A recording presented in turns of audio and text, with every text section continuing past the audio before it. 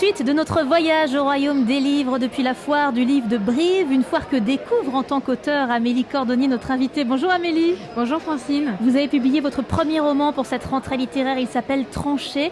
Il est paru chez Flammarion. C'est donc votre première venue ici pour dédicacer vos ouvrages. Alors heureuse d'être là. Très heureuse évidemment, voyons. Vous connaissiez la boîte de Brive par ailleurs? Vous étiez déjà venu ou pas? Non, pas du tout. Ah d'accord. Donc tout est une première. Mais donc c'est une légende cette foire de Brive. Non, quand on est auteur, on a très envie d'y aller. J'ai jamais imaginé me retrouver ici un jour. Je suis ravie de discuter avec vous de Tranché.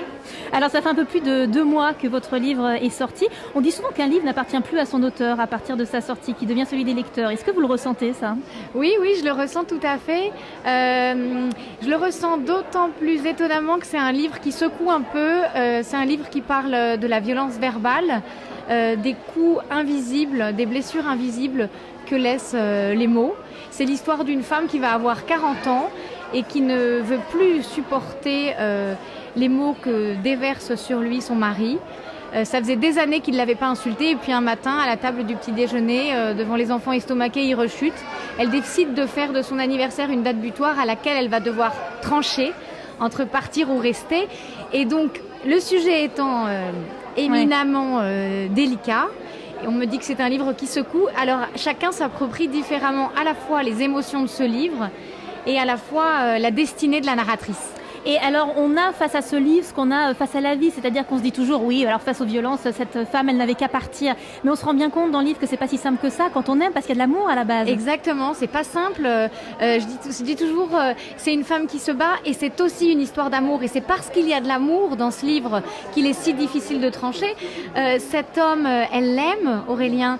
Elle l'a choisi il y a 20 ans, elle a 2 enfants avec lui. Alors certes, c'est un prince pas franchement charmant, mais d'abord, sa violence... Il l'a été, d'abord. Effectivement, vous le dites très bien. Ensuite, sa violence, elle est qu'épisodique. Elle ne s'exerce pas à plein temps. Il y a, si je puis dire, il y a des scènes de grande douceur qui succèdent à cette violence-là. Donc, c'est déstabilisant.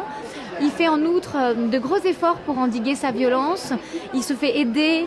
Il s'excuse toujours après. Il jure qu'il ne va pas recommencer. Et puis, il est un père merveilleux pour les enfants, malgré tout, malgré les horreurs qu'il déverse. Il veut leur bonheur. Il veut aussi celui de sa femme. Et donc, c'est pour ça qu'il est si difficile de prendre une décision. Les mots sont donc au cœur de ce livre, les mots qui font mal, les mots au contraire que l'on se dit pour prendre une décision. On devine également que la musique a une grande importance pour vous. Vous empruntez de nombreux mots à Barbara, par exemple, dans ce livre. Oui, j'aime beaucoup Barbara. Elle a traversé toute la période d'écriture et elle traverse aussi tout ce roman. Mais il y a d'abord évidemment la chanson « Dis quand reviendras-tu » avec cette phrase qui suggère beaucoup de choses à elle-même. « J'ai beau t'aimer encore ». On entend dans le j'ai beau l'achoppement. Et puis, il y a une chanson de Barbara que j'aime beaucoup, que vous connaissez peut-être, Francine, qui s'intitule « Si la photo est bonne ». Ouais. Et j'ai placé en exergue de la première partie une citation, une extraite de cette chanson qui dit « Il n'avait pas plus l'air d'un assassin que le fils de mon voisin ».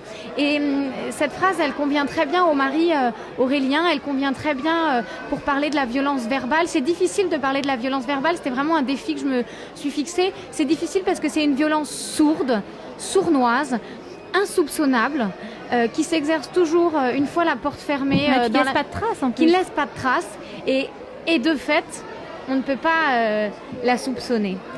Amélie Cordonnier, votre roman s'appelle Tranché. Il est paru chez Flammarion. Très bonne foire du livre à vous. Et on se retrouve en direct de Brive pour un dernier rendez-vous dans 1 heure. À tout à l'heure. Au revoir.